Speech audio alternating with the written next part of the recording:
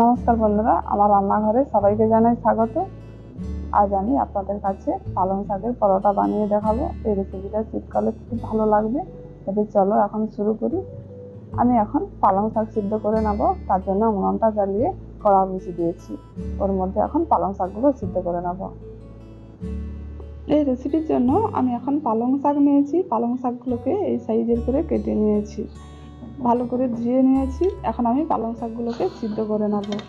এখন কড়ার মধ্যে দিয়ে দিচ্ছি।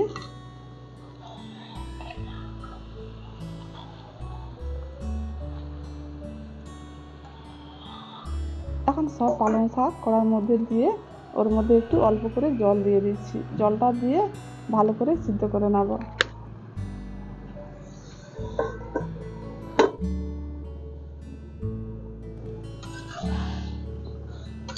এখন পালং শাকগুলো সিদ্ধ হয়ে গেছে, এবার আমি নামিয়ে নিচ্ছি।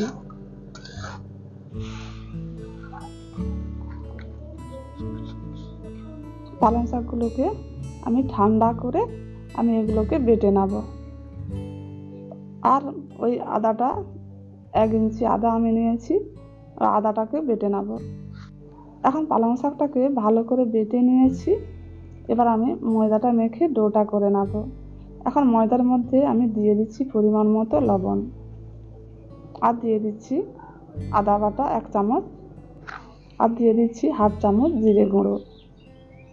এই উপকরণগুলো দিয়ে আমি এখন ময়দাটাকে ভালো করে মাখিয়ে নেব।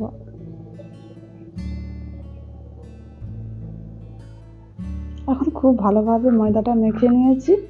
এর ময়দার অল্প করে আমি এখন আলাদা করে নিচ্ছি।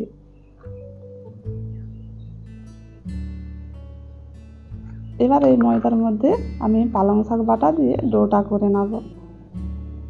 এখন অল্প অল্প করে পালং শাক বাটাটা দিয়ে দিচ্ছি, দিয়ে ভালো করে ময়দাটাকে মেখে নিচ্ছি।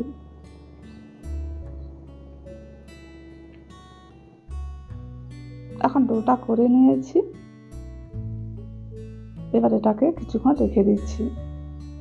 ওর মধ্যে অল্প অল্প জলটা দিয়ে আমি এখন ডোটা করে নেব। এটা সাদা ডো হবে, তার জন্য আমি আলাদা করে জল দিয়ে ডোটা করে নিচ্ছি। এখন অল্প অল্প করে জলটা দিয়ে ডোটা করে নিয়েছি। ডোটাকে কিন্তু একটু নরম রেখেছি, দেখুন এইভাবে নরমটা আছে।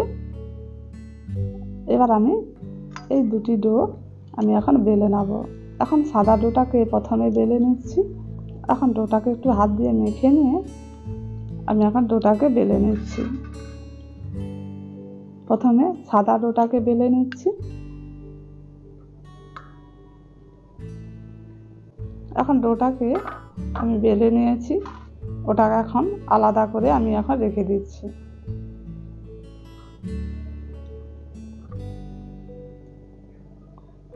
এবার আমি পালং শাকের ডোটাকে বেলে নেব।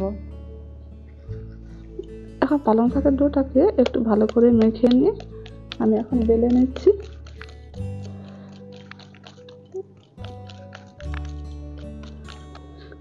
এখন পালং শাকের ডোটাকে বেলে নিয়েছি, ওর উপরে আমি এখন সাদা রুটিটা ভালো করে চাপিয়ে দিচ্ছি। এইভাবে করে পুরো রুটির মধ্যে সমান করে আমি এখন চালিয়ে নিচ্ছি। এবার ওর উপরে আমি হালকা করে বেলে নেব, যাতে দুটো রুটি একসঙ্গে ভালোভাবে চিটে যায়। দুটো রুটি একসঙ্গে আমি ভালো করে আমি চিটে নিয়েছি। এবার আস্তে আস্তে করে আমি ওটাকে রোলের মতো করে নেব।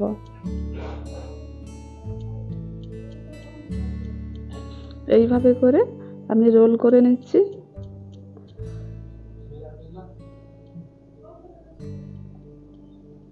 এইভাবে করে আমি এখন মুড়ে নিচ্ছি। এর উপরে অল্প করে আমি এখন ময়দা ছড়িয়ে দিচ্ছি। ময়দাটা ছড়িয়ে দিয়ে ভালো করে মাখিয়ে নিচ্ছি। এবার এটাকে আমি পিস পিস করে কেটে নেব। এইভাবে করে কেটে নিতে হবে।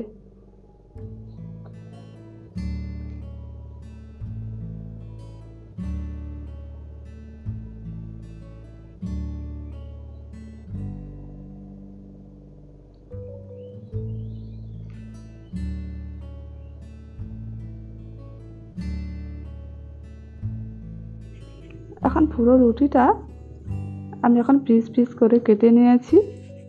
আমি সবগুলো কেটে নিয়েছি। এবার অল্প করে ময়দা মাখিয়ে এক পিস করে আমি এগুলোকে বেলে নেব। এখন রুটির মতো পাতলা করে আমি এখন এই লুচিটাকে বেলে নিচ্ছি।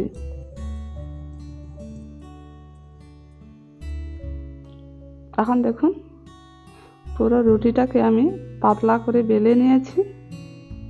কত সুন্দর ডিজাইনের মতো হয়ে গেছে, দেখতে কিন্তু খুব সুন্দর লাগছে। এইরকম করে আমি সব রুটিগুলো বেলে নেব।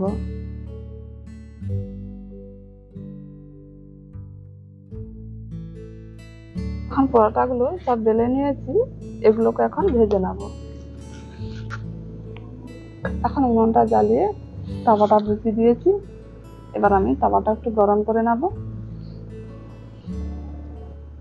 এখন তাওয়াটা গরম হয়ে গেছে, ওর মধ্যে আমি পরোটাটা দিয়ে দিচ্ছি। উলট পালট করে ভালো করে ভেজে নেব।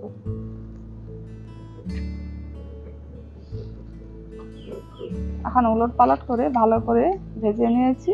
এবার আমি তুলে নিচ্ছি।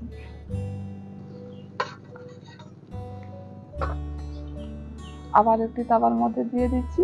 এইরকম করে সব পরোটাগুলো ভেজে নেব।